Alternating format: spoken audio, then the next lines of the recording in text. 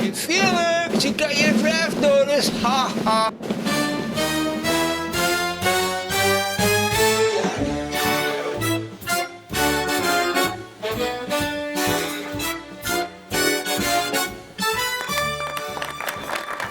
I was working in Parkersburg, West Virginia with a big band.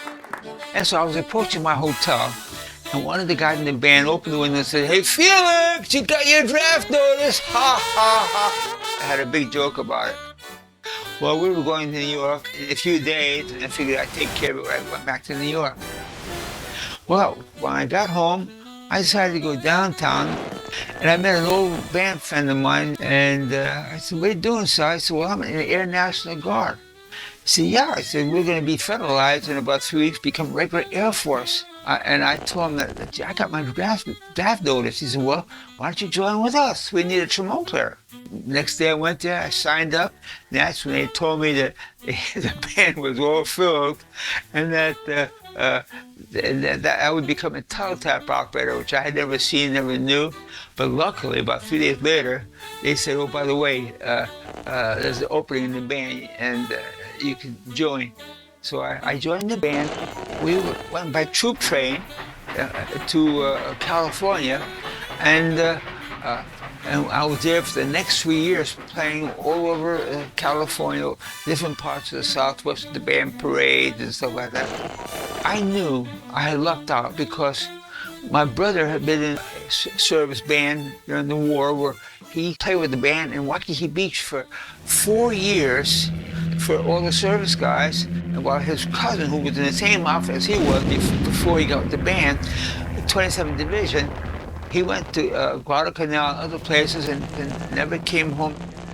So here I was in the same situation. I'm in band, and I was in California, March Air Force Base for 3 years. We played for all the airmen that were killed in B-29s in Korea. And that was one of our jobs, playing for funerals. That was very sad duty. When you see all the kids and families crying, it's hard to play. Even talking about it, it still brings tears in my eyes, even right now.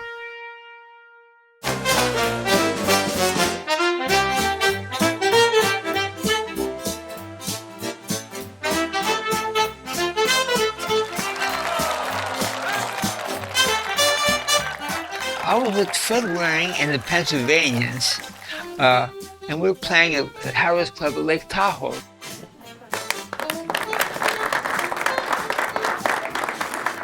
So we finally got to a hotel, Holiday Lodge it was called, and we were on the second floor, and we had a rehearsal with the girl dancers at the club the next day for the Easter show. The next morning, my best friend Johnny Bover, he and I got up in the morning at 7:30. We started warming up with our horns because we had to rehearse with the dancers that morning about at 10 o'clock. Well, we played about 2 or 3 notes, and this phone rang. And so John answered. I said, "Hey, John, who was that?" So that was the manager. He said, "The 2 girls in line are upstairs, and he complained about you singing." I said, "Whoa, hey man, 2 girls in line, okay." I went down, and John said, "Where are you going?" So I'm going to apologize to the girls in line downstairs. So I knocked the door, there was no answer. So I figured, oh, they're probably rehearsing at the club.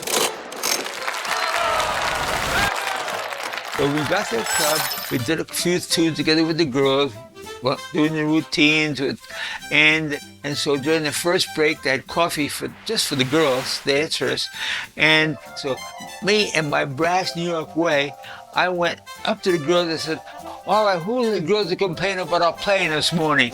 And the first said, "Yeah," I said, "You shouldn't have been playing that early in the morning."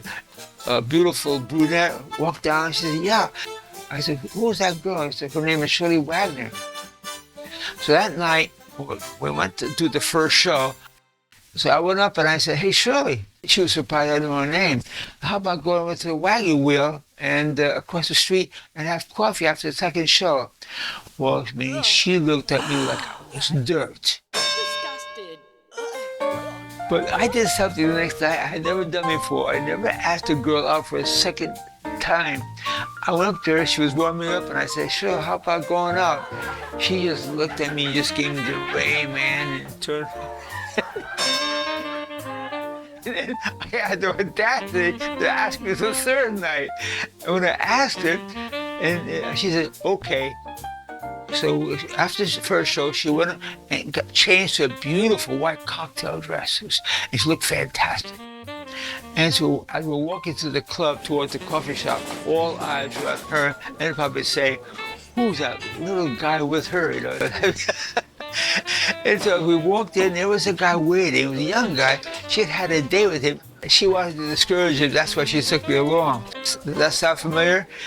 Well, when she got into the booth there, I went next to her and I held her hand and she just jerked it away, like, you know. And so after about 10 minutes, the guy got that message and he left. So how about going out tomorrow night to the wagon wheel? So I'll let you know tomorrow. Well, the next day I saw her, I said, how about it? He said, okay. Well, it turned out a year later, she told me her girlfriend, the roommate, when she told her about I wanted to take her out, she said, well, go out with the creep. One date with you, I'll never want to go out with you again. Felix and Shirley were married on December 15th, 1961, in Reno, California. Their bond was unshakable, overcoming every obstacle together and sharing what Felix often called an eternal honeymoon. After recovering from a difficult career setback, Felix and Shirley moved to Palmdale, California, where Felix was hired sight unseen as a band director. This marked the beginning of a fulfilling 27-year teaching career that shaped countless young lives. The birth of their son David was the greatest thrill of Felix's life, bringing immense joy and deepening their family's bond. Despite later health struggles, Felix's determination and passion made him a beloved educator. He poured his heart into teaching, guiding students with the same intensity he once devoted to his music. Forced into retirement at age 60 after a health scare, Felix found new purpose. He authored 38 beautifully illustrated children's books, learned to play jazz piano, composed music, and even took up classical and jazz guitar in his later years, always pushing his creative boundaries. Felix lives a remarkable life shaped by resilience, creativity, and an unyielding spirit. From his scholarship to Juilliard, to his service in the Air Force Band, his impactful teaching career, and his late-in-life ventures into writing and composing, Felix's journey was guided by what he called his guardian angel. His legacy is one of perseverance, love, and inspiration. Felix's book, Diary of a Young Musician, is available now on his website, felixmayerhofer.com. A heartfelt tale of growth and discovery, it captures his passion for music and life. Felix's story reminds us all to embrace every chapter with purpose and creativity, as he has done with his musical family.